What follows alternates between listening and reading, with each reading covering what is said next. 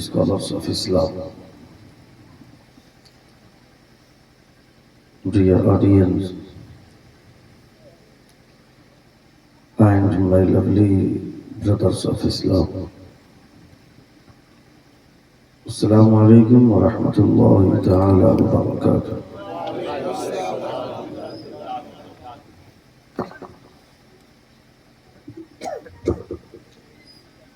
نحمدك اللهم مالك الملك تؤتي الملك من تشاء وتنزع الملك ممن تشاء وتعز من تشاء وتذل من تشاء بيدك الخير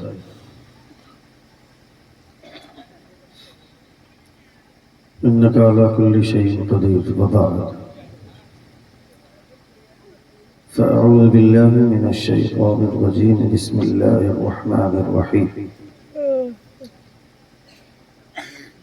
يا أيها الذين آمنوا اتقوا الله وكونوا مع الصادقين. سبحان اللہ سبحان اللہ.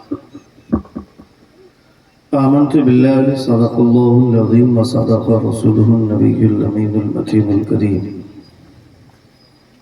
ونحن على ذلك لمن الشاهدين والشاكرين والحمد لله رب العالمين. Allah and His angel showered their blessing on the Nabi, the Prophet of Allah, the communicator of hidden news. O you who believe, send upon him divine and bless him and salute him well with best salutation. بآواز بلند مصطفیٰ کی بارگاہ میں درود شریف کا نذرانہ پیش کریں. اللہم صلی علی سیدنا شفیعنا حبیبنا و نبینا مولانا محمد مبارک وسلم صلاۃ و سلام علیک یا رسول اللہ صلی اللہ تعالی علیہ وسلم. نبی اور آل نبی پر بآواز بلند درود پاک. اللہم صلی علی سیدنا شفیعنا حبیبنا و نبینا مولانا محمد مبارک وسلم صلاۃ و سلام علیک یا رسول اللہ صلی اللہ تعالی علیہ وسلم. رات کے تقریباً 2 بجنے والے ہیں. 2:20 ہو چکے ہیں. معذرت.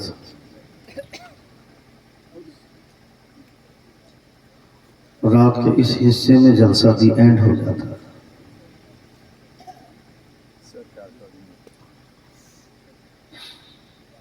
اور اس وقت مجمع اتنا سج دھج گیا ہے، ایسا لگتا ہے کہ میں باذوق لوگوں کے بیچ میں بیٹھا ہوں. اور اس سجاوٹ کے پیچھے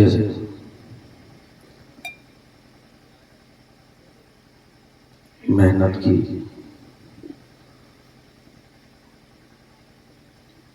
برادران،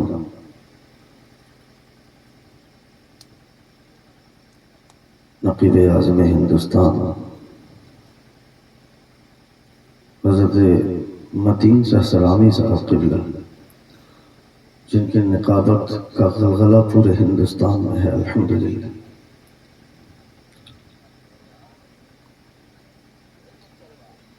اے بابو کیمرے والے،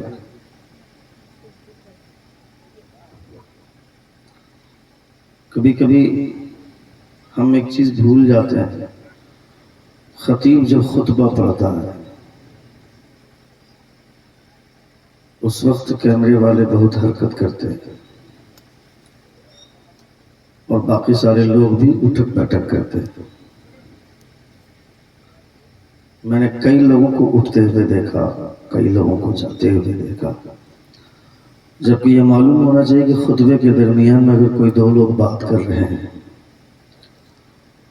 وہ دونوں مجرم ہیں شریعت کی نظر میں، اور اگر کوئی تیسرا آدمی اپنی انگلی کے اشارے سے خاموشی کے ساتھ صرف انگلی کا اشارہ کرتا ہے اور اس کو چپ کرنے کو بولتا ہے انگلی کے اشارے سے، حضرت عمر فاروق فرماتے ہیں یہ تیسرا جرم ہے. اتنا احترام ہے خطبے کا، اتنی خاموشی کے ساتھ خطبہ سننا چاہیے. لیکن اسی وقت ہم لوگ اٹھ کر کے جاتے ہیں۔ اللہ رب العزت ان تماموں کی اصلاح فرمائے، زور سے آمین کہیں۔ بڑی خوبصورت محفل، بڑا شاندار پروگرام آپ نے رچایا ہے، سجایا ہے۔ اللہ رب العزت آپ کو ان دونوں بزرگوں کے فیض و برکات سے مالا مال فرمائے، جن کے عرض کی تقریب میں آپ شامل ہیں اور مذہب رسول انام صلی اللہ تعالی علیہ وسلم میں بیٹھ کر مصطفیٰ کا ذکر سن رہے ہیں، مصطفیٰ کے غلاموں کے تذکرے سن رہے ہیں۔ منبر نور پر جید سے جید تر علماء اہل سنت تشریف فرما ہے۔ مجھ سے بیشتر آپ نے زمزم بھائی فتح پوری کو آپ نے ملاحظہ فرمایا، بڑا خوبصورت لہجہ، بڑا حسین ترین انداز آپ نے سنا، انہوں نے سنایا۔ اب چونکہ میں کبھی کبھی سوچتا تھا کہ لوگ تقریر نہیں سننا چاہتے ہیں، لیکن اب یہ ریئلائز ہوتا ہے کہ 1 بجے کے بعد یا 1:30 بجے کے بعد چاہے خطیب آئے چاہے شاعر آئے، محنت کرنی پڑتی ہے۔ زمزم بھائی چاہے جس وقت ان کو کھڑا کریں گے محنت کرتے ہیں، اس میں کامیابی حاصل کرتے ہیں، الحمدللہ۔ اللہ رب العزت مزید عروج و ارتقاء کی منزل پر گامزن فرمائے۔ ہندوستان کا وہ خوبصورت لہجہ جو ساسرام کی مٹی کی خوشبوئیں لیتا ہوا پورے ہندوستان کا سفر کر رہا، محترم بھائی اختر پرواز حبیبی صاحب قبلہ مدد اللہ نورانی کی خوبصورت نعتیہ شاعری آپ نے ملاحظہ فرمائی۔ ان کے بعد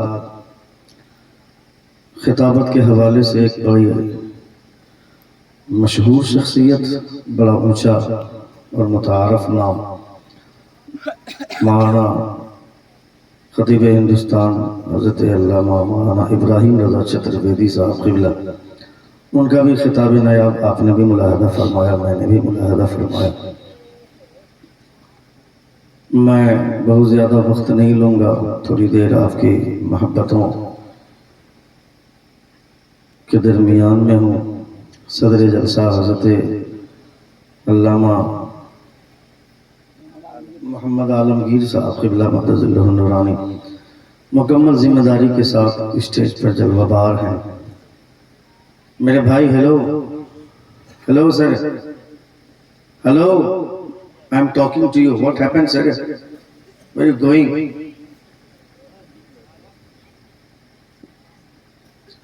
ہندوستان میں جتنے بھی اسٹیٹس ہیں، جتنے بھی راجیہ ہیں، ان تمام اسٹیٹس میں سب سے خوشحال راجیہ اور سب سے خوشحال اسٹیٹ ایز اے مسلم اگر کہیں کا ہے تو وہ کیرلا ہے۔ بھارت کے جتنے بھی راجیہ ہیں، میں ایز اے مسلم بات کر رہا ہوں، غیر مسلم تو ہر اسٹیٹ میں خوشحال ہے، ہر اسٹیٹ میں۔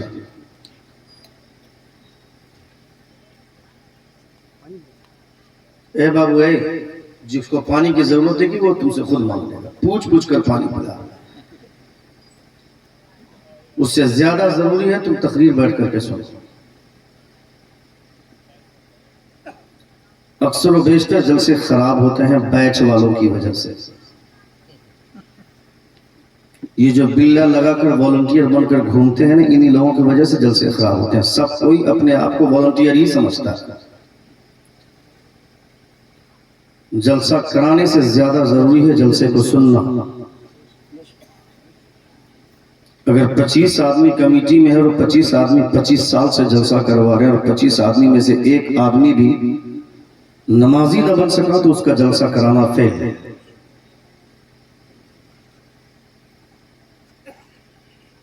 مصطفیٰ جان رحمت صلی اللہ تعالی علیہ وسلم کی تعلیمات کو عام کرنا، بعد میں پہلے اس پر عمل کرنے کی کوشش ہونی چاہیے۔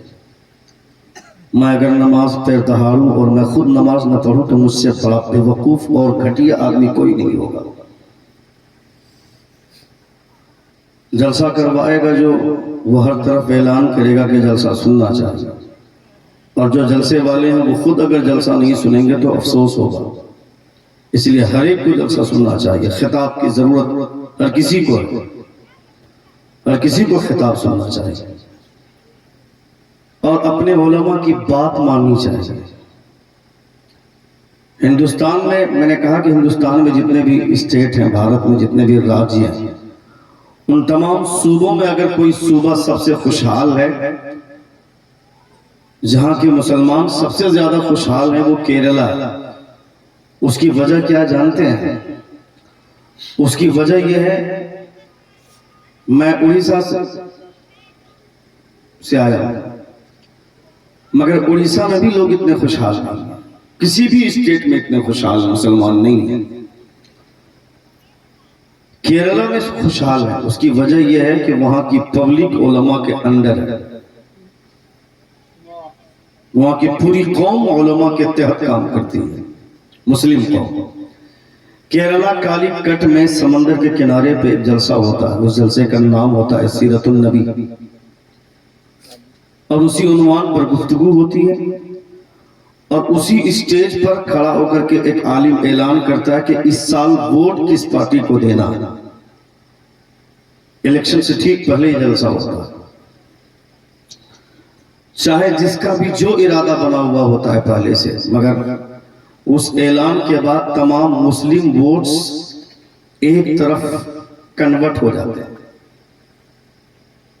تمام ووٹس کا کنورژن ہو جاتا ہے، سب کے سب یکجہتی کے ساتھ کسی ایک کی طرف ووٹ ڈالتے ہیں جس کا اعلان ہوتا ہے۔ بہار، جھارکھنڈ، اڑیسہ، بنگال، اتر پردیش، ان علاقوں میں اس قسم کے لوگ ہیں کہ ایک کپ چائے کے چکر میں اپنا ضمیر بیچنے والے لوگ ہیں۔ ان علاقوں کے لوگ الیکشن کے وقت میں اتنے گھٹیا بن جاتے ہیں، انہیں یہ بھی احساس نہیں ہوتا ہے کہ کون میرا مفید ثابت ہوگا، کون میرا محسن ثابت ہوگا، اس سے کوئی مطلب نہیں ہے، فوری طور پر جس نے مجھ کو فائدہ پہنچایا ہم اسی کے ہو جاتے ہیں، یعنی ایک پلیٹ بھات کے چکر میں اپنے ضمیر کو بیچ دیتے ہیں۔ یہاں سے چیخ چیخ کر آدمی کو اعلان کیا جاتا ہے۔ اللہ کا شکر ہے کہ یہاں کے لوگوں نے متین صاحب کی بات مانی، جو لوگ پیچھے، میں بیٹھا ہوا تھا اسٹیج پر تو میری دھڑکن تیز ہو گئی تھی کہ اس مجمع میں کیا بولوں گا میں، 4 آدمی یہاں بیٹھے ہیں، 5 آدمی اس کونے میں بیٹھے ہیں، 10 آدمی ادھر بیٹھے ہیں، 20 آدمی ادھر بیٹھے ہیں، بیچ میں کرسیاں ساری خالی ہیں، پھر لوگ اٹھ کے جا رہے ہیں، مگر جہاں کے لوگ اچھے ہوتے ہیں وہاں کے لوگوں کا ماحول بھی اچھا ہوتا ہے، زور سے بولیں سبحان اللہ۔ اور پھر یہ تصور کریں آپ کہ یہ حضور کی محفل ہے، حضور سیدنا غوث اعظم رضی اللہ تعالیٰ عنہ ارشاد فرماتے ہیں، کوئی اگر مجھے مغرب کے بعد یاد کرتا ہے تو یہ یقین جانے کہ میں اسے عصر کے بعد یاد کر لیا کرتا ہوں۔ یعنی آپ یہاں بیٹھ کر مصطفیٰ جان رحمت صلی اللہ تعالیٰ علیہ وسلم کے ذکر کی محفل سے جائیں، جس کا یہ مطلب ہے کہ مصطفیٰ نے ضرور مدینے میں کروٹیں لے کر کے آپ کو یاد کیا ہوگا، اس لیے آپ یہاں بیٹھ کر مصطفیٰ جان رحمت صلی اللہ تعالیٰ علیہ وسلم کا نام لے رہے ہیں، نبی کونین صلی اللہ تعالیٰ علیہ وسلم کا کیریکٹر سننا چاہ رہے ہیں، مصطفیٰ جان رحمت صلی اللہ تعالیٰ علیہ وسلم کی بات ہو تو ہر انسان اس بات کا احساس کرے کہ میں جس انسان کی بات سن رہا ہوں وہ انسان دنیا کا سب سے اچھا انسان ہے۔ اے بھائی، ہیلو، اے بابو بیٹھو نا یار،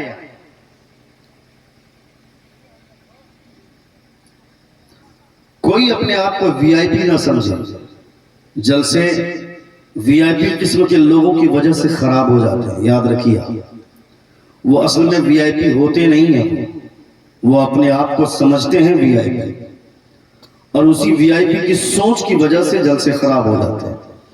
یہ یقین جانے کہ یہاں کوئی وی آئی پی نہیں، یہاں سب سے بڑا وی آئی پی اگر کوئی ہے تو میرے مصطفیٰ ہے۔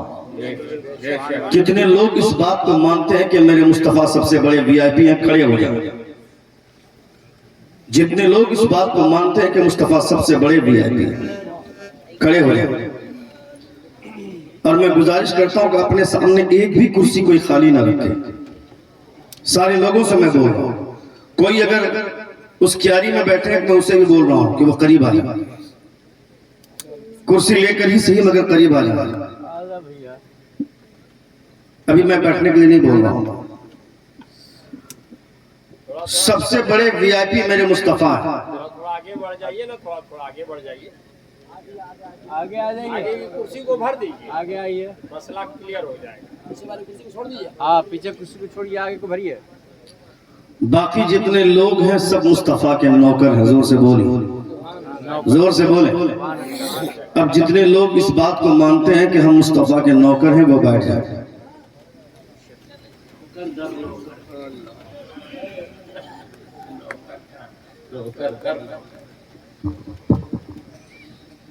ماشاءاللہ بہت اچھے لوگ ہیں. اللہ رب العزت آپ تماموں کے احساسات کو سلامت رکھے.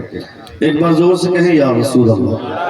پورا مجمع اپنے دونوں ہاتھوں کو فضا میں لہرا کر کہے یا حبیب اللہ. میں اس حوالے سے بہت حساس ہوں, میں محفل رسول کے حوالے سے بالکل بھی میں ہنسی مذاق نہیں پسند کرتا ہوں. حضور کی محفل میں یہ منبر رسول ہے, یہاں پہ بیٹھ کر حضور کی باتیں ہو رہی ہیں تو ہنسی مذاق بالکل بھی نہیں ہونا چاہیے.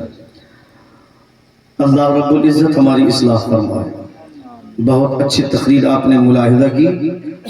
میں تھوڑی دیر کے لیے آپ کی محبتوں کا سہارا چاہتا ہوں. حضرت امام خیال رہے کہ کوئی بھی آدمی چہرہ لٹکا کر نہ بیٹھے. ہر آدمی کے چہرے پر تبسم ہونا چاہیے, مسکراہٹ ہونی چاہیے. ہنسنا منع ہے, مسکرانا سنت ہے.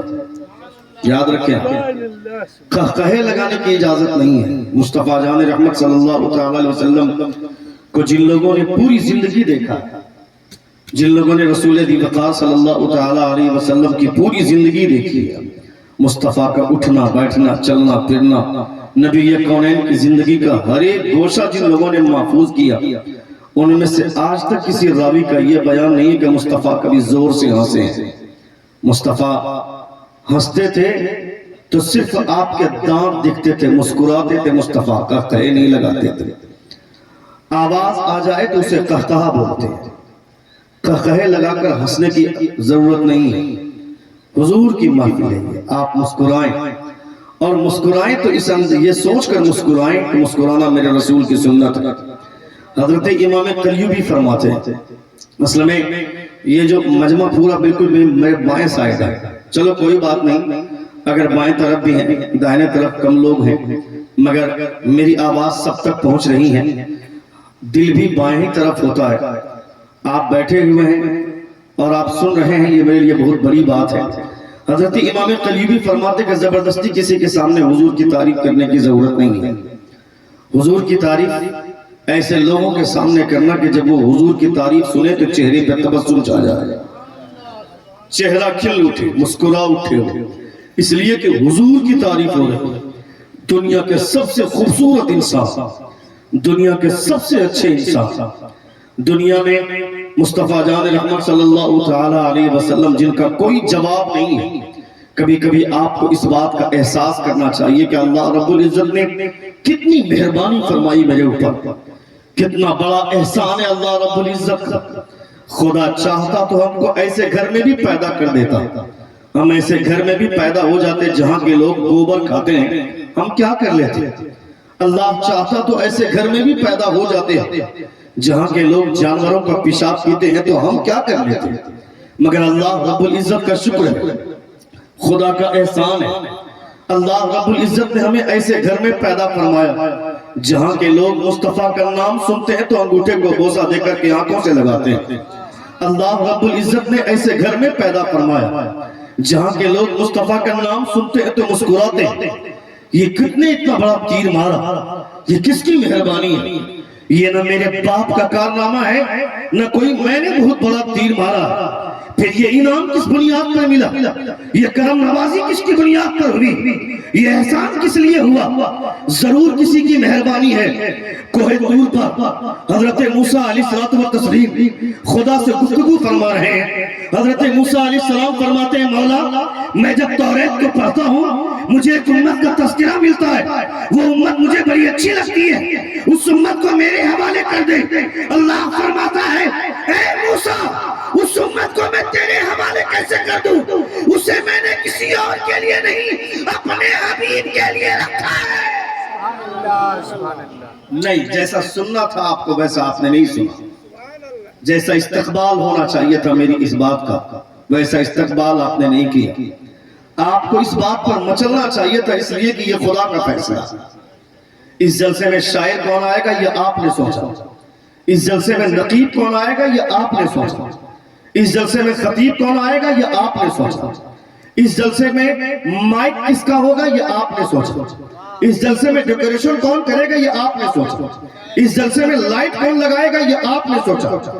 آپ اس دنیا میں آئیں گے آپ کو حضور کا دامن ملے گا، حضور کی غلامی ملے گی، حضور کا کلمہ ملے گا، حضور کی شریعت ملے گی۔ یہ آپ نے سوچا تھا نہ آپ کے باپ نے سوچا تھا، یہ ہم میں سے کسی نے نہیں سوچا تھا، یہ فیصلہ کیا تھا میرے پروردگار نے۔ یہ میرے پروردگار کا فیصلہ، اللہ رب العزت نے ہمارے ہاتھ میں مصطفیٰ کا دامن عطا فرمایا۔ کبھی آپ نے خدا کا شکریہ ادا کیا؟ حضرت امام اعظم ابو حنیفہ رضی اللہ تعالیٰ عنہ سے کسی نے سوال کیا، امام اعظم ابو حنیفہ رضی اللہ تعالیٰ عنہ سے کہ اللہ رب العزت کی وہ کون سی نعمت ہے جس کا شکریہ نہ ادا کرنے کی وجہ سے ایمان کے چلے جانے کا اندیشہ ہے؟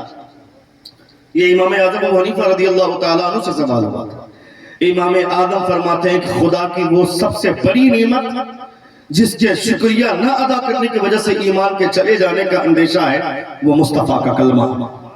زور سے بولے، زور سے بولے، پورا مجمع یہاں سے وہاں تک ہاتھوں کو لہرا کر کے یہ مصطفیٰ جان رحمت کا کلمہ ہے، مصطفیٰ کی غلامی ہے، مصطفیٰ کا دامن ہے۔ نبی کونین صلی اللہ تعالیٰ علیہ وسلم کو آپ نے نہیں دیکھا، آپ نے نہیں دیکھا ہے تو اس کی وجہ سے احساس کمتری کا شکار مت ہوئی ہے کہ میں نے مصطفیٰ کو نہیں دیکھا ہے، میں نے مصطفیٰ کو نہیں دیکھا ہے تو کیا ہوا؟ سرحد پار مصطفیٰ ہمیں دیکھتے ہیں، ہمیں سنتے ہیں، مصطفیٰ ہمیں دیکھ رہے ہیں، مصطفیٰ کل بھی دیکھ رہے تھے، آج بھی دیکھ رہے ہیں اور صبح قیامت تک مصطفیٰ ہمیں دیکھیں گے انشاءاللہ۔ نبی کونین فرماتے ہیں اپنے صحابہ کی بیچ میں مصطفیٰ جاد رحمت فرماتے ہیں اپنے صحابہ کے درمیان میں مصطفیٰ تمام لوگوں کی توجہ چاہتا ہے، ایک بار زور سے کہیں یا رسول اللہ، اور ایک بار کہیں یا حبیب اللہ۔ نبی کونین صلی اللہ تعالی وسلم نے اپنے صحابہ کی موجودگی میں فرمایا تھا، مصطفیٰ فرماتے ہیں جس نے مجھے دیکھا، دیکھ کر ایمان لایا، میرا کلمہ پڑھا، میں اسے ایک مرتبہ مبارکبادی پیش کرتا ہوں، اور جس نے مجھے دیکھا نہیں، بغیر دیکھے میرا کلمہ پڑھا، مجھ پر ایمان لایا، میں اسے 7 مرتبہ مبارکبادی پیش کرتا ہوں۔ یہ میرے حضور فرماتے ہیں۔ نبی کونین کے صحابہ فرماتے ہیں اے اللہ کے رسول ہم نے آپ پر ایمان لایا، ہمیں 1 مرتبہ مبارکبادی پیش کر رہے ہیں، ہم نے آپ کو دیکھا 1 مرتبہ مبارکبادی پیش کر رہے ہیں، جس نے بغیر دیکھے ایمان لایا اسے 7 مرتبہ مبارکبادی پیش کرتے ہیں۔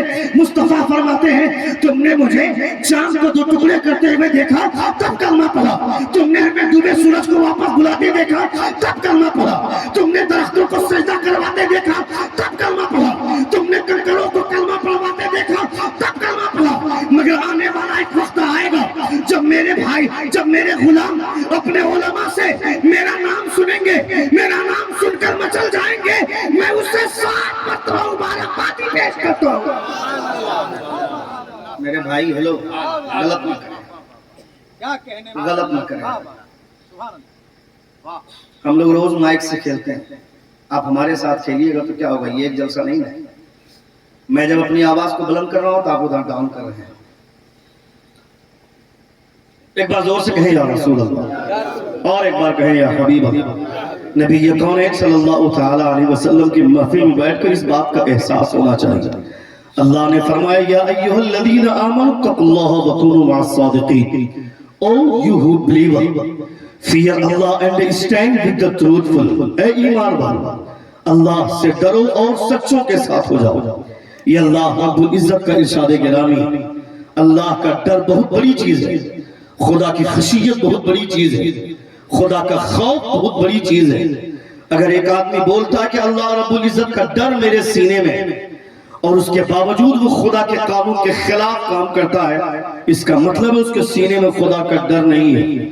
ڈر کسے بولتے ہیں؟ ایک آدمی اپنے گھر سے نکلا، بائک لے کر کے نکلا، اپنے گھر سے آزادی کے ساتھ نکلا، مگر جیسے ہی پیٹرولنگ کار دیکھا یا ٹریفک پولیس کو دیکھا، واپس لوٹ آیا، اپنی بیوی کو کہا کہ میرا ڈی ایل کہاں ہے، میرا آر سی بک کہاں ہے، میرے ہیلمٹ کہاں ہے، میرے شوز کہاں ہے، انشورنس پیپر کہاں؟ بیوی بولتی ابھی گئے تھے تو کوئی چیز کی مانگ نہیں کی، مگر فوراً ڈی ایل مانگنے لگے، گاڑی کا پیپر مانگنے لگے، انشورنس پیپر مانگنے لگے، ہیلمٹ بھی تلاش کرنے لگے، اور تم نے جوتے بھی تلاش کر لیے۔ آخر بات کیا ہے؟ کہا دیکھتے نہیں ہو سامنے پولیس کی گاڑی ہے، ہیلمٹ نہیں ہوگا فائن کٹ جائے گا، ہمارے پاس ڈی ایل نہیں رہے گا جرمانہ لگے گا، جوتا نہیں رہے گا جرمانہ لگے گا، انشورنس پیپر نہیں رہے گا جرمانہ لگے گا۔ یعنی پولیس کا ڈر نے ڈی ایل نہیں تھا صاف کر لیا، پولیس کا ڈر نے انشورنس پیپر نہیں تھا وہ اب صاف ہو گیا، پولیس کا ڈر آیا جوتا نہیں تھا جوتا آ گیا، پولیس کا ڈر آیا تو ہمارے سر پہ ہیلمٹ آ گیا۔ میں کہتا ہوں اگر پولیس کے ڈر سے اپنے ظاہری کاغذات بہتر ہو سکتے ہیں تو جس کے سینے میں خدا کا ڈر رہے گا، خدا کا خوف رہے گا، آذان سننے کے بعد وہ نرم اور قدیرے بستر پر سویا نہیں رہے گا، وہ یہ جانے گا۔ اللہ فرماتا ہے وَمَنْ أَحْسَنُ قَوْلًا مِّمَّنْ دَعَا إِلَى اللَّهِ وَعَمِلَ صَالِحًا وَقَالَ إِنَّنِي مِنَ الْمُسْلِمِينَ۔ خدا فرماتا ہے دنیا کی تمام آوازوں میں اگر کوئی آواز مجھے سب سے زیادہ پیاری لگتی ہے تو وہ مؤذن کی پکار ہے جو آذان کی صورت میں لوگوں کو دعوت دی جاتی ہے۔ یہ خدا کا اللہ رب العزت کو سب سے زیادہ پسند ہے۔ وَمَنْ أَحْسَنُ قَوْلًا مِّمَّنْ دَعَا إِلَى اللَّهِ وَعَمِلَ صَالِحًا وَقَالَ إِنَّنِي مِنَ الْمُسْلِمِينَ۔ اللہ رب العزت کا ڈر، خدا کا خوف، خدا کی خشیت بہت بڑی چیز ہے۔ اپنے معاشرے کا جائزہ لیتے ہوئے ہمیں ان باتوں کا محاسبہ کرنا چاہیے۔ مسجدیں بہت خوبصورت ہوں یہ کوئی ضروری نہیں ہے، مگر مسجدوں میں نمازیوں کی تعداد ہو یہ زیادہ ضروری ہے۔ نبی کونین نے فرمایا تھا دنیا کی سب سے بری جگہ بازار ہے۔ آج مسلمانوں کی سب سے زیادہ بھیڑ بازار میں لگتی ہے۔ حضور نے فرمایا تھا کہ دنیا کی سب سے اچھی جگہ مسجد ہے۔ مسلمان سب سے کم تعداد میں کہاں دکھتے ہیں؟ مسجد میں دکھتے ہیں۔ نبی کونین کے فرمان کے خلاف چلنے والے لوگ در در کی ٹھوکریں نہیں کھائیں گے تو کون کھائے گا؟ نبی کونین نے صلی اللہ تعالیٰ علیہ وسلم نے اس امت کو جو عزت دی تھی، اللہ رب العزت کی جانب سے جو عزت ملی تھی، اللہ فرماتا ہے وَلِلَّهِ الْعِزَّةُ وَلِلرَّسُولِ وَلِلْمُؤْمِنِينَ۔ عزت اللہ کے لیے، عزت اللہ کے رسول کے لیے، اور عزت ان دونوں پر کلمہ پڑھنے والے مومنین کے لیے۔ یہ اللہ رب العزت کا وعدہ۔ مسلمان کیوں ذلیل ہو گئے؟ مسلمان کیوں در در کی ٹھوکریں کھانے لگے؟ جن لوگوں کو ہم نے چلنا سکھایا، جن لوگوں کو ہم نے بولنا سکھایا، جن لوگوں کو ہم نے زندگی جینے کا سلیقہ دیا ہے، وہ ہمارے سر پر بیٹھ کر تانڈو مچا رہے ہیں۔ اس کی وجہ کیا ہے؟ کبھی آپ نے غور کیا کیوں ہم نے دوسروں کے لیے دری بچھانے کے لیے اپنے آپ کو موقوف کر لیا، اپنے آپ کو وقف کر لیا؟ ایک نیتا آ گیا میرے سماج میں، اس کے پیچھے کتے کی طرح بھاگنے لگے، اس نیتے کے لیے دری بچھائیں گے۔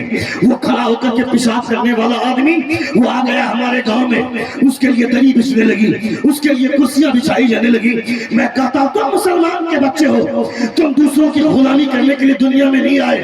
اللہ فرماتا ہے انی جاعل فی الارض خلیفہ، میں زمین میں خلیفہ بنانے والا ہوں۔ جب خلافت کا تصور ہوگا تب پاور کا خیال آئے گا، جب خلافت کا تصور ہوگا اقتدار کا خیال آئے گا۔ تم دوسروں کی غلامی کرنے کے لیے نہیں، تم اپنی جہالت کی وجہ سے دوسروں کی غلامی کر رہے ہو، اپنی لا علمی کی وجہ سے دوسروں کے لیے دری بچھا رہے ہو۔ تم آج بھی ان نیتاؤں پہ بھروسہ کرنا چھوڑ دو، اپنی توجہ مصطفیٰ کی طرف مبذول کر دو۔ مدینے والے سرحد پار سے کرم فرما دیں گے، پوری دنیا تمہاری مٹھی میں آ جائے گی، پوری دنیا تمہاری مٹھی میں آ جائے گی، مگر تم نے اپنے آپ کو منحصر کر لیا، ہم نے اپنے آپ کو وقف کر دیا دوسروں کی غلامی کے لیے۔ کبھی کبھی ان باتوں کا احساس ہونا چاہیے۔ اپنے سماج کی فکر کرنے والا آدمی اپنے سماج کی فکر بعد میں کرے گا، پہلے اپنے گھر کی فکر ہونی چاہیے۔ اپنے سماج کو فکر کرنے سے پہلے انسان کو اپنے گھر کا ماحول سدھارنا چاہیے. میرا بیٹا میرے گھر سے باہر نکلتا، وہ رات کے 11 بجے گھر لوٹتا، رات کے 12 بجے گھر لوٹتا. کبھی باپ نے پوچھا اس کو اتنی رات گزر گئی کہاں تھے، اتنا لیٹ سے گھر کیوں آ رہے، اتنی تاخیر سے گھر کیوں آ رہے؟ یہ باپ کو پوچھنا چاہیے تھا. تمہارا بیٹا دوسری لڑکیوں کے ساتھ یا اپنے دوستوں کے ساتھ آوارگی مچا رہا، کبھی اس کا جائزہ لینا چاہیے تھا. رات کے 11 بج گئے، رات کے 12 بج گئے، کہاں تھے اتنی رات تک، پوچھنا چاہیے تھا باپ کو. مگر یہ کون پوچھے گا؟ یہ ہمت تو اس باپ کو ہوگی نا جو باپ عشاء کی نماز پڑھنے کے بعد اپنی بیوی بچوں کے ساتھ رات کا بیٹھ کر کھانا کھاتا ہو، وہ یہ سوال کرنے کی ہمت کرے گا. مگر جو باپ خود اپنے دوستوں کے ساتھ سڑکوں پر چوراہے پر جا کر اپنے دوستوں کے ساتھ اڈا بازی کرے گا، عیاشی کرے گا، اس کا بیٹا رات کے 11 بجے گھر لوٹے یا 12 بجے گھر لوٹے، اس سے کوئی فرق نہیں پڑتا. اس کا بیٹا تہجد گزار ہو جائے گا. یہ تصور بھی مت کرنا، یہ تصور بھی مت کرنا. حضور سیدنا غوث اعظم فرماتے ہیں تمہیں بولنے کی ضرورت نہیں ہے، تم اپنا کردار اتنا بہتر بنا لو کہ تمہارا بیٹا تمہیں اپنا آئیڈیل سمجھے، اور اپنا آئیڈیل سمجھتے ہوئے تمہارا مسلح آج بچ رہا ہے، کل تمہارے بیٹے کا مسلح بھی وہی بچھے گا. وہ یہ سمجھے گا میرا باپ سجدہ کرتا ہے، ضرور اس میں کوئی غیبی انعام ہوگا، میں بھی سجدہ کروں گا تاکہ جو انعام خدا میرے باپ کو دیتا ہے خدا مجھے بھی دے گا، تاکہ وہ انعام خدا مجھے بھی عطا کرے گا. یہ سوچ آپ کے بیٹوں میں تب پیدا ہوگی جب آپ کا کیریکٹر اچھا ہوگا، جب آپ کی سوچ اچھی ہوگی، آپ کے خیالات اچھے ہوں گے. میرا بیٹا الگ کمرے میں سوتا، میری بیٹی الگ کمرے میں سوتی ہے. ایجوکیشن کے نام پر کیا بھائی فائنل ایئر کا ایگزام چل رہا، میرے بیٹے کا ایگزام کا وقت آ گیا، میری بیٹی فائنل ایئر میں، اسے کڑی محنت کرنے کی ضرورت ہے. میری بیٹی الگ کمرے میں سوتی ہے، میرا بیٹا الگ کمرے میں سوتا ہے. کبھی کبھی اس کی تحقیق ہونی چاہیے، کبھی کبھی اس کا جائزہ لینا چاہیے. رات کے سناٹے میں کبھی کبھی باپ کو اپنے بیٹے کے کمرے میں کان لگا کر سننا چاہیے کہ میرا بیٹا پڑھائی کر رہا ہے واقعی یا کسی لڑکی سے بات کر رہا ہے. میری بیٹی الگ کمرے میں سوتی ہے، کبھی کبھی باپ کو کان لگا کر سننا چاہیے میری بیٹی پڑھائی کر رہی ہے یا کسی لڑکے سے بات کر رہی ہے. یہ جائزہ لینا چاہیے. کبھی کبھی اس کے کمرے میں اچانک اس لڑکی کی ماں کو چلے جانا چاہیے اور دیکھنا چاہیے میری بیٹی پڑھائی کر رہی ہے کہ کیا کر رہی ہے. میری بیٹی 10 بجے اسکول جاتی ہے، کالج جاتی ہے، شام کے 4 بجے وہ گھر لوٹتی ہے. اس پیریڈ میں کبھی کبھی اچانک اسکول پہنچ جانا چاہیے، اچانک کالج پہنچ جانا چاہیے. میری بیٹی پڑھائی کر رہی ہے یا کسی رمیش کے ساتھ یا کسی گپتا کے ساتھ یا کسی گنیش کے ساتھ باہوں میں باہیں ڈال کر وہ کینٹین کا مزہ لے رہی ہے. ورنہ میری بیٹی دھرم پریورتن کر کے جب سماج کی ناک کٹا دے گی اس وقت باپ کو احساس ہوگا میری بیٹی چلی گئی، میری بیٹی میری ناک کٹا گئی، میں گاؤں کا چودھری ہوں. میں کہتا ہے ظالم تو گاؤں کا چودھری تھا، تم نے اپنے بیٹی کے دماغ میں ڈاکٹر بننے کا سپنا دکھایا تھا، تم نے یہ نشہ چڑھا دیا تھا. ڈاکٹر بنو گی پیسہ ملے گا، انجینئر بنو گی پیسہ ملے گا، پروفیسر بنو گی پیسہ ملے گا. تم نے اپنی بیٹی کے دماغ میں یہ ڈاکٹر بننے کا نشہ چڑھایا تھا، یہ انجینئر بننے کا خواب تم نے دکھایا تھا، پروفیسر بننے کا خواب دکھایا تھا. کیوں بھائی؟ پیسہ ملے گا، ڈاکٹر بنو گی پیسہ ملے گا، انجینئر بنو گی پیسہ ملے گا. تمہیں اپنی بیٹی کو کبھی بیٹھا کر سمجھانا چاہیے تھا میری بیٹی ڈاکٹر بنو گی پیسہ ملے گا، انجینئر بنو گی پیسہ ملے گا، مگر اس سے پہلے فاطمہ کی کنیز بن جا. پیسہ ملے نہ ملے فاطمہ کے ساتھ جنت میں حصہ ضرور مل جائے گا. سن رہے آپ؟ سن رہے؟ کتنے لوگ سن رہے؟ ذرا ہاتھوں کو اٹھا کر کہیں یا رسول اللہ، اور ایک بار کہیں یا حبیب اللہ. میں آپ کو شارٹ کٹ میں جنت نہیں پہنچا سکتا، جنت میرے باپ کی نہیں ہے. اس سٹیج سے ہم نے جنت اتنی بانٹی ہے کہ لوگ عمل کرنا چھوڑ دیے. سال میں ایک مرتبہ لوگ جلوس نکالیں گے اور یہ سمجھیں گے کہ میں جنتی بن گیا. سال میں ایک مرتبہ جلسہ کروا دیں گے، سوچ لیں کہ میں جنتی بن جاؤں. تیرے باپ کی جنت ہے کیا؟ میں یہاں سے بیٹھ کر جنت بانٹوں گا، میرے باپ نے جنت بنائی ہے کیا؟ جنت بنانے والا خدا ہے، جنت بانٹنے والے مصطفیٰ ہیں. زور سے بولیے، زور سے بولیں. جنت بنانے والا خدا، جنت بانٹنے والے مصطفیٰ. حضور اعلیٰ حضرت فرماتے ہیں تجھ سے اور جنت سے کیا مطلب؟ وہاں بھی دور ہو، ہم رسول اللہ کے، جنت رسول اللہ کی. جنت بانٹنے والے حضور ہیں، مگر حضور جنت دیں گے کس کو؟ نبی کونین فرماتے ہیں کسی کے اندر رائے کے دانے کے برابر بھی ایمان ہوگا وہ دوزخ میں جا چکا ہوگا، میں شفاعت کر کے اسے دوزخ سے نکال کر جنت کی سیر کرواؤں گا، یہ میرے مصطفیٰ فرماتے ہیں۔ مگر اتنے بڑے مجمع میں کوئی کہہ سکتا ہے گارنٹی کے ساتھ کہ میری موت ایمان پر ہوگی؟ کون کہہ سکتا ہے؟ کوئی نہیں کہہ سکتا میری موت ایمان پر ہوگی، یہ کوئی نہیں بول سکتا۔ حضرت بایزید بستامی رضی اللہ تعالیٰ عنہ سے چرواہے نے سوال کیا تھا، اے بایزید تمہاری داڑھی کے بال اچھے ہیں یا میرے گدھے کی دم کا بال؟ یہ سوال کوئی ہم لوگوں سے کرے گا تو ایسا زناٹے دار تماچا ماروں گا کہ چہرے کی جغرافیہ تبدیل ہوئی۔ مگر حضرت بایزید بستامی سے سوال ہوا کہ بایزید میرے گدھے کی دم کا بال بہتر ہے یا تیری داڑھی کے بال؟ حضرت بایزید بستامی فرماتے ہیں اگر میری موت ایمان پر نہ ہوئی تو تیرے گدھے کی دم کا بال اچھا ہے، اور اگر میری موت ایمان پر ہو گئی تو میری داڑھی کے بال اچھے ہیں۔ زور سے بولو۔ یہ حضرت بایزید بستامی فرماتے ہیں میں کیسے گارنٹی کے ساتھ کہہ سکتا ہوں کہ میں ایمان پر میرا خاتمہ ہوگا؟ یہ تو دعا کرنے کی چیز ہے۔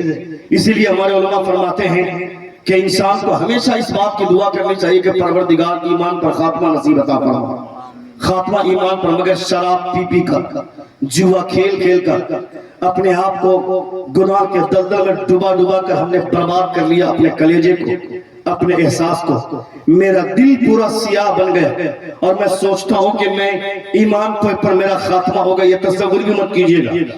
میرے بچپن کا گلاب برباد ہو رہا ہے، میری جوانی برباد ہو رہی ہے، میرا بڑھاپا سڑ رہا ہے، کون اس بارے میں سوچے گا؟ ہمارے آدمیوں کو سوچنا چاہیے نا۔ چائے کی دکان پہ گئے، چائے لیا، کھڑے کھڑے چائے پینے لگے، بسلری کی بوتل خریدی، ڈھکن کھولا، کھڑے کھڑے پانی پی لی، ہم کو احساس تک نہیں ہوا۔ ہمارے پاس پیسہ آ گیا، میرے پاس چونکہ پیسے ہیں نا، پیسے آ جانے کی وجہ سے کون کسی مفتی کا فتوے پہ دھیان دیتا ہے، کون کسی عالم کی تقریر سنتا ہے؟ پیسے والوں کی وجہ سے جو سماج میں سراسنگی پھیلی ہے، پیسے والوں کی وجہ سے جو سماج میں بے روی آئی ہے، اس کا محاسبہ ہونا چاہیے۔ میرے پاس پیسہ آ گیا تو مجھ سے بڑا مفتی کوئی نہیں۔ مفتی صاحب کو بلایا، اپنے امام صاحب کو اپنے گھر میں بلایا، اسے چائے پلایا، اسے ناشتہ کرایا، پھر اپنے مطلب کا ایک مسئلہ پوچھا، اے ظالم چائے پلانے سے پہلے تم نے مسئلہ کیوں نہیں پوچھا؟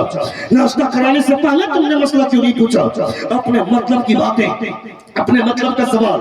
میرے پاس پیسے آ گئے، میری بیٹی کی شادی ہو رہی ہے، ہم نے اپنی بیٹی کی شادی میں سارے لوگوں کے لیے کھڑے کھڑے کھانے کا انتظام کر دیا۔ پتہ نہیں یہاں یہ ماحول ہے کہ نہیں، ہم نے بہت ساری جگہوں پہ ہندوستان میں یہ ماحول دیکھے، لوگ کھڑے کھڑے کھانے کا انتظام کرتے ہیں اور اس کا نام دیتے ہیں سیلف سروس۔ میں کہتا ہوں that is not self service, that is the animal service۔ کھڑے ہو کر کے کھانے کا طریقہ انسانوں کا طریقہ نہیں ہے، کھڑے کھڑے کھانے کا طریقہ یہ جانوروں کا طریقہ۔ چلو پوچھتے ہیں، خواجہ غریب نواز کے پیر و مرشد خواجہ عثمان ہارمونی سے پوچھا گیا تھا کہ سب سے اچھا کھانا کون سا طریقہ ہوتا ہے، سب سے اچھا کھانا کون سا کھانا ہوتا ہے؟ تو خواجہ غریب نواز کے پیر و مرشد خواجہ عثمان ہارمونی فرماتے ہیں کہ سب سے اچھا کھانا وہ کھانا ہوتا ہے جو زمین پہ بیٹھ کر لال دسترخوان بچھا کر ٹوپی پہن کر بسم اللہ شریف پڑھ کر جو کھانا کھاتا ہے، یہ کھانا بادشاہوں کے محل سے بھی اچھا کھانا ہوا کرتا ہے، بادشاہوں کے محل سے بھی اچھا کھانا ہوتا ہے۔ یہ خواجہ غریب نواز کے پیر و مرشد خواجہ عثمان ہارمونی فرماتے ہیں۔ ہمارے سماج میں جو دلدل میں لوگ پھنسے، اللہ رب العزت نے اس امت کے لیے کہا تھا کنتم، بھائی بات نہ کریں نا، نہیں سننا چاہتے ہیں تو بول دیں، آپ بولے 5 منٹ۔ نہیں کیا بولے؟ کتنے لوگ سننا چاہتے ہیں؟ ہر جگہ کہیں یا رسول اللہ، اور ایک بار کہیں یا حبیب اللہ۔ نبی کونین صلی اللہ تعالی علیہ وسلم کی محفل میں آپ بیٹھے ہیں، آپ کو اس بات کا احساس ہونا چاہیے میری باتیں ہر کوئی ہضم نہیں کر سکتا ہے، چونکہ میں چاپلوسی کرنے والا مولوی ہوں ہی نہیں نا، میں وہ کر ہی نہیں سکتا، اور آپ یہ چاہتے ہیں تو یہ مجھ سے نہیں ہوتا۔ اسٹیج سے ہم نے اتنی آسانی سے جنت بانٹنی شروع کی۔ حضور اعلیٰ حضرت کے والد گرامی علامہ نقی علیہ الرحمہ نے تفسیر علم نشرہ کے شروع میں لکھا ہے کہ جہاں کے لوگ صرف خدا کی رحمت کی بات بتاتے ہیں، خدا کی جنت کی امید دلاتے ہیں، جہاں کے علماء صرف خدا کی رحمت کی بات کرتے ہیں، خدا کی جنت کی امید دلاتے ہیں، خدا کا خوف کیا ہے، خدا کا عذاب کیا ہے، یہ اگر نہ بتاتے ہو تو لوگوں کو بہکانے کے لیے شیطان کی کوئی ضرورت نہیں ہے، وہ مولوی ہی کافی ہے۔ یہ حضور اعلیٰ حضرت کے والد گرامی فرماتے ہیں۔ مشکات شریف کی حدیث سے پاک ہے، علماء کرام کی توجہ، مشکات شریف کی حدیث سے پاک ہے۔ نبی کونین نے فرمایا ابو ہریرہ سے، اے ابو ہریرہ جاؤ جنت کی بشارت تمہیں جو مل جائے اسے جنت کی بشارت دے دے۔ کسی کو شک ہوگا تو مشکات کی حدیث کھول کر دکھائی جا سکتی ہے۔ میں ہوا میں باتیں نہیں کرتا ہوں، میں لفاظی گیری نہیں کرتا ہوں، یہ ممبر رسول ہے۔ جب تک قرآن کی تلاوت نہیں ہوئی تھی یہ اسٹیج تھا، مگر جیسے ہی قرآن کی تلاوت ہو گئی اب یہ اسٹیج نہیں، یہ ممبر رسول بن گئے۔ اب یہاں سے وہ بات ہوگی جو حضور کا پیغام ہے، نبی کونین کے پیغام کی صورت میں بات ہوگی۔ مشکات کی حدیث سے پاک ہے، نبی کونین نے ابو ہریرہ کو فرمایا ابو ہریرہ تمہیں جو ملے اسے جنت کی بشارت دے دے۔ ابو ہریرہ باہر نکلے، صدیق اکبر سے ملاقات ہوئی، کہا صدیق اکبر سے کیا آپ جنتی ہیں؟ صدیق اکبر نے صدقتا کہا آگے نکل لیا۔ دوسری ملاقات ہوئی عمر فاروق سے، عمر فاروق سے فرمایا عمر آپ جنتی ہیں۔ اتنا سننا تھا، عمر فاروق نے ایسا سناٹے دار ایسا زوردار گھوسا مارا عمر فاروق نے کہ ابو ہریرہ نیچے گرے، زمین پر گرے اٹھ کر کے روتے روتے مصطفیٰ جان رحمت کی بارگاہ۔ نبی کونین فرماتے ہیں کیا ہوا ابو ہریرہ، رونے کی وجہ؟ ابو ہریرہ فرماتے ہیں یا رسول اللہ آپ نے جنت کی بشارت دینے کو کہا، میں نے جنت کی بشارت دی۔ صدیق اکبر سے وہ خاموش رہے۔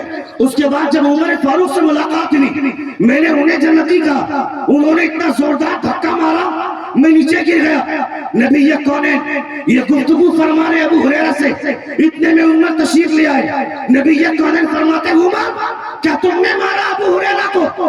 عمر فرماتے ہاں یا رسول اللہ یہ مجھے جنتی بول رہا ہے۔ نبی فرماتے غلط کیا ہے اسے میں نے کہا کہنے کے لیے؟ حضرت عمر فرماتے ہیں یا رسول اللہ ایسا نہ کیجئے، اگر اتنی آسانی کے ساتھ جنت بانٹی جانے لگی لوگ عمل کرنا چھوڑ دیں گے۔ حضور کیا کہتے ہیں؟ مصطفیٰ فرماتے ہیں عمر تم صحیح کر رہے ہو، آج سے وہی ہوگا جیسا تم چاہتے ہو۔ سبحان اللہ، سبحان اللہ۔ یہ عمر فرماتے ہیں، اور ہم نے یہاں بیٹھ کر کہا ایک مرتبہ سبحان اللہ کہو جنت میں چلے جاؤ۔ جو آدمی بول رہا ہے وہ خود جنت میں جائے گا کہ نہیں کوئی گارنٹی نہیں، میں خود جنت میں جاؤں گا کہ نہیں کوئی گارنٹی نہیں، پھر میں کس بنیاد پر کہوں کہ آپ جنتی ہیں یا میں جنتی ہوں؟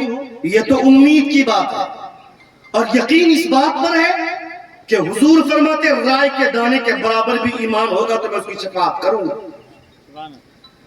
اگر میری موت ایمان پر ہوئی تو یقین ہے کہ حضور کی شفاعت میں اثر ہوگی۔ زور سے بولے سبحان اللہ۔ اگر موت ہی ایمان پر نہ ہوئی، اپنے دل کو ہم نے کالا کر لیا گناہ کر کر کے، میری بیٹیاں جن سے پہن کر بازار میں ہوتی ہیں اور میں گھر میں چین کی سانسیں لے رہا ہوتا ہوں اور ہمیں احساس تک نہیں ہے میری بیٹی کہاں جا رہی ہے۔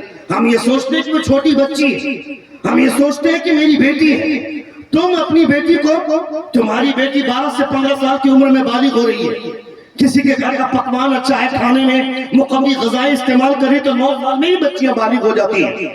9 سال سے ہی اس کے اوپر پابندی ہونی چاہیے، اس کو حجاب کے لیے اپنے بیٹی کو درس دینا چاہیے، میری بیٹی حجاب پہنو، میری بیٹی نقاب پہنو، حجاب نہیں پہنتا اپنے لیے اپنی خوبصورتی کی نمائش کرو گے۔ اللہ فرماتا ہے قل للمؤمنات یغضضن من ابصارهن ويحفظن فروجهن ولا يبدين زینتهن۔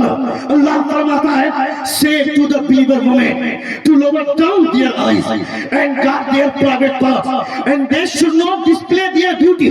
اللہ فرماتا ہے عورتیں اپنی خوبصورتی کی نمائش نہ کریں، انہیں سنگار کرنے کی اجازت ہے، مگر کہاں کسی اور کے سامنے نہیں، اپنے شوہر کے سامنے۔